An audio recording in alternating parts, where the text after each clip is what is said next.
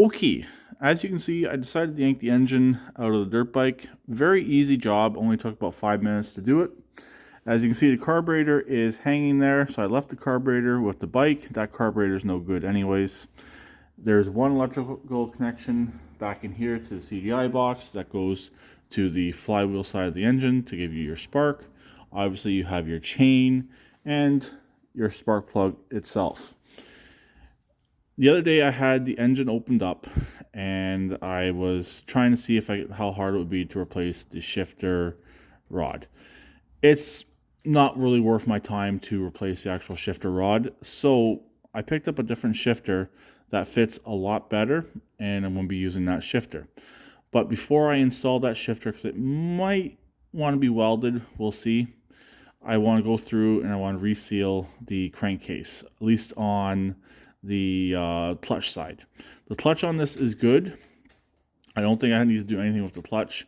If I do, I'll take it back apart again and I will replace the clutch. Clutches for these are very cheap, but there was no particles in the oil. The oil did not smell like burned clutch material, since I have done a bike or a four-wheeler in the past that had a burned up clutch. So the clutch definitely is still good on this bike. But if I'm going to go through all this extra work to modify the shifter, I am going to reseal the crankcase with RTV. Also, I'm going to put a little bit of JB weld on the shifter shaft where it attaches to the shifter if I don't end up welding it, just to give it a little bit of extra reinforcement. But to do that, I would rather it be warm, and the garage is not heated, so I'm going to bring the engine inside down to the basement, and I'm going to do all the work in there. It's only going to take maybe 20 minutes at the most. Most amount of the work will be is cleaning up the surfaces before I reseal everything.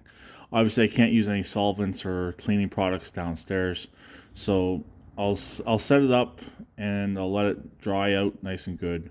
Probably tomorrow or Sunday, Christmas Eve. Give you an idea when this video is being made. And I'll let it sit. Or I'll bring the engine back up here, spray it with some carburetor cleaner or brake clean, and clean up the surfaces that way, let it dry, and then bring it back down to the basement, reseal it, let it sit for a day or two downstairs, and bring it back up and install it. One or the other. That's pretty much the idea I have at the moment. Also, I have this piece right here for the other side of the bike. I'd like to epoxy that as well. It's been repaired, but I'd like to try and repair it a little bit better from the backside. So hopefully you don't see the repair as much.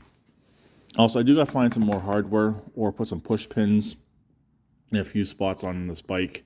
Just to tighten a few things up and make it look a little bit better. But as you can see, it's apart. It's looking decent. Very easy job. Really, if you wanted to, you could come off of this bottom mount right here, build out and put like a Predator engine in here or a Power Fist engine, whatever you want to call it, wherever you are. So it's an option. Am I going to do it? No. That engine I have does run and it does work. And actually the brakes still work on the bike too.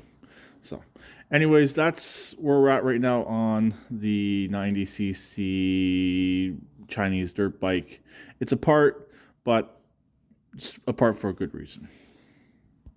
So here's the engine right here, ready to go downstairs. All I'm going to do is take off the shifter on the other side, just so whenever I set it on something, I don't have to worry about damaging the shifter. Like I said, the whole side cover will come off yet again, and it'll be good. This hasn't ran in about 4 days now, so there's no real smell on the actual engine itself. So we're good that way. I've also already drained oil out of it. I did put some oil back in it just to see if the gasket was still holding the original gasket. It is, but I'm going to RTV it just in case, just for a little bit more reinsurance on this. So that's pretty much it. Just a quick update on the bike. I did do a video the other day. I don't know if I'm going to release it or not. This video here covers pretty much everything I have been doing on the bike over the last few days anyways. So that video is really not important. But really, to work on these, and if you want to be warm it's easy to take these apart and bring them into a nice warm space, clean and dry, and work on them, sort of thing. Don't always have to work on them in the cold, since they are very easy to take apart and bring in to spaces where it is warm, as long as your wife or significant others don't mind you doing that. So that's pretty much it. So I'll talk to them later. Please keep it redneck like always, and please subscribe and comment.